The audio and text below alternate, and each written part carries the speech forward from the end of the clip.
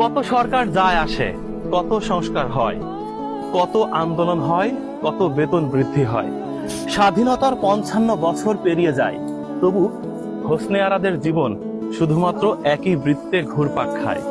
দেখেন, বয়স্ক ভাতাও হয়নি, মাঠে মাঠে ধান কোড়াচ্ছে। আমরাও তার সঙ্গী হলাম।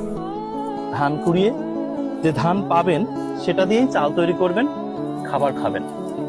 শাহবাগ অবরোধ করার সাধ্য তো আর হোসনে আরার নেই।